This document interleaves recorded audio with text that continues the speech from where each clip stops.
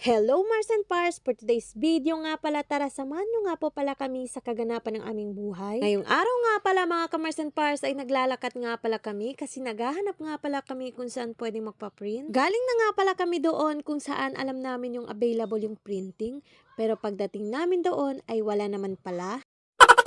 Mukhang napahiya pa nga talaga ako dyan mga ka-Mars and Pars kasi ako pa naman yung nagsuggest na dyan kami pupunta.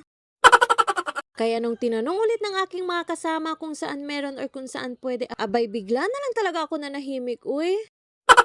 Kasi wala naman talaga ako kaalam-alam dyan, uy. Kaya ang ginawa namin ay bumalik na lang talaga kami sa kotse at bahala na sila mag-isip-isip, uy. Kasi ayoko na din talaga mapahiya sa second round, uy. Baka sabihin nagmamarunong talaga itong Mars nyo. Umandar na nga pala yung kotse mga ka-Mars and Pars at syempre kami ni Sandy ay tamang kaway lang. At sana sa next pupuntahan namin ay may available na silang printing mga ka-Mars and Pars kasi ang hirap talaga maghanap, uy. Tapos dagdag mo pa talaga ay napaka-traffic tapos napaka-sobrang init. Mapapangiti ka na lang talaga o buti na nga lang nakangiti pa rin kahit sobrang init. Buti pa to talaga kasama namin si Sandy ay palangiti talaga mga ka-Mars and Pars at sabi ko sa kanya ay mag-hi, tignan nyo naman. Sabi ko mag-hi pero sumayaw siya mga ka-Mars and Pars. Tingnan mo diba apaka-cute mga ka-Mars and Pars. Gustong gusto talaga niya sa camera mga ka-Mars and Pars. At nandito na nga pala tayo mga ka-Mars and Pars. Yung pagdating namin dito akala namin serado. Pero pagpunta namin sa kabila ay buti na lang talaga ay bukas. Uy, kaya andito na nga pala tayo mga ka-Mars and Pars. Kasi magpa-print na talaga tayo at pumasok na nga pala dyan si Ate Hazel. At tinanong nga pala muna namin kung pwede magpa-print mga ka-Mars and Pars at nung sinabi niyang oo, abay umalis na agad kami. Kasi certificate nga pala yung ipiprint namin mga ka-Mars and Pars. Hulaan nyo kaninong certificate talaga to.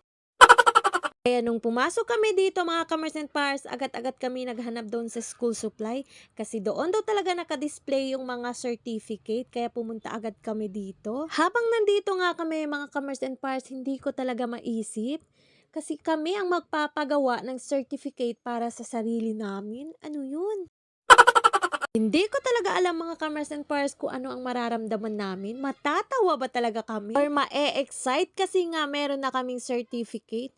Hindi ko talaga lubos na maintindihan mga Mars, uy. Kasi ang pagkakalam ko, kapag nagte-training tayo or nagvo-volunteer, sila yung mismo nagbibigay ng certificate sa atin.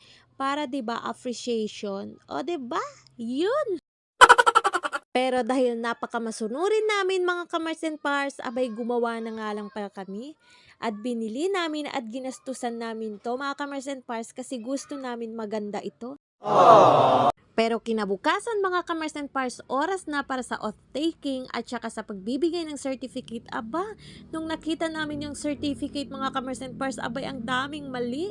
Akalain mo mga ka-Mars and Pars, doon sa certificate sa itaas, yung pangalan ko. Tapos na sa baba, iba yung pangalan mga ka-Mars and Pars. Abay, ano ba naman to si Kuya?